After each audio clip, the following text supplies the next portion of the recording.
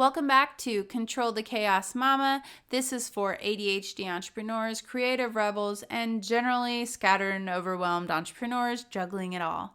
So I want to talk today about rejection sensitive dysphoria. Now, I didn't even know this exists, and let me preface this by saying I am not a doctor. I am not trying to diagnose anyone with ADD with this podcast. I am simply trying to give you tools, strategy, and support if you are feeling like you can't focus or that you are suffering from executive functioning issues, if you are wanting help, okay? And so I know that and a lot of times we can't control so many aspects of this, but at the end of the day, even if I can offer you support or to feel like I can say me too whenever something like this comes up, then I think there's value in that. So first of all, I want to let you know that I went to ADD. It's really attitudemag.com, but it does have ADD in the title. So if you want to check it out, it will tell you all about rejection sensitive dysphoria, but if you're auditory like me, I will go ahead and tell you it is actually an emotional response that is where you're super sensitive and triggered by this perception that a person has rejected or criticized you. And I want to preface this by that special word where it's the perception. And so I want to give you a couple questions that you can ask to really kind of dig in deeper to see, is it true? Is this person saying it or writing it? Because I think when you write something, a lot of the tone and different things can be totally missed that is really valuable for implying how someone is actually saying something.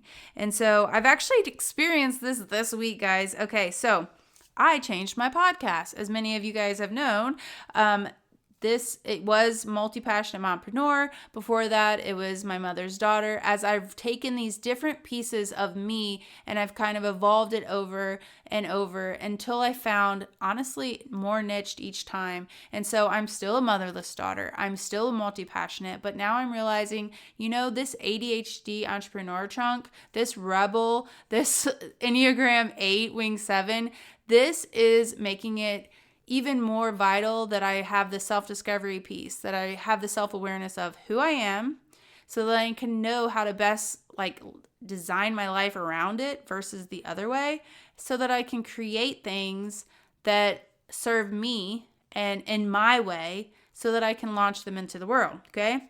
And so the only skills that I have pertaining to ADHD is 37 years of coping with skills that I didn't even realize that I was doing.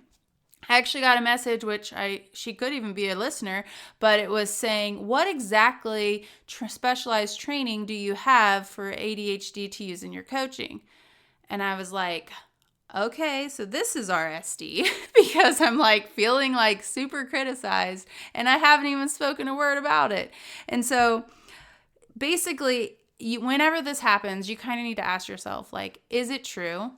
And then if it is, prepare for it. So if someone was to say, you shouldn't be doing that, would that cause you to stop? And if it would, then you need to prepare for that by surrounding yourself with people that know you better, okay? So I want you to think of people who know you, who could be a better judge of the things they're speaking to. And the thing is it was over a Instagram message. I'm sure she meant no harm, but I definitely wanted to retreat. And so I feel like me being an Enneagram 8, and Enneagram 8s go to a 2 whenever they are healthy and secure. So they're very protective also. And so I want to protect all of you from feeling this way.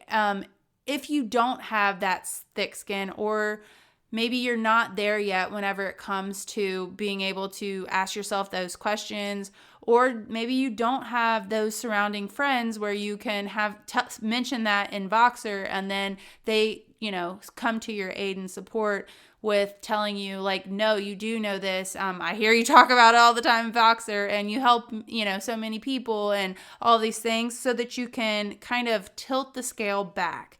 And so that's one of the strategies I've done. It has not always worked. I know that I've experienced this even in high school and I just really didn't know that was a thing. Another thing I did and that I do that I didn't realize was possibly a symptom of ADHD is stimming. And so that could be where you're listening to the same song over and over and over. My sisters can attend to that I would get kind of obsessed over a certain song and I would just replay it over and over and over. Or a movie, Coyote Ugly. Definitely showing my age on that one. All right, so another thing that I noticed is body mirroring. And this is a strategy that I have done, and I joke about it because I would say, hey, can you come over? And I don't need you to help me clean out the garage, but can you just like sit there and let me soak up your energy? And it's not even about me soaking up their energy, but I realize now that what it is every time I go back and look at them, it would remind me what in the world I'm supposed to be doing. And so it's kind of like a visual reminder, like a visual little like timer, almost even like a button, like, oh, you got this thing to do. Okay. And so that's been really helpful too, because if we know these different coping strategies, if we know these things, these reactions, these productivity tips, basically, then we can be more productive. We can really feel like we are moving the needle in our business and honestly, get more stuff done. All right, I hope this was helpful for you. I hope it helped you to learn more about yourself because this was 3 things that I didn't know were related to ADHD. Until next time, wishing you joy and abundance, Angel.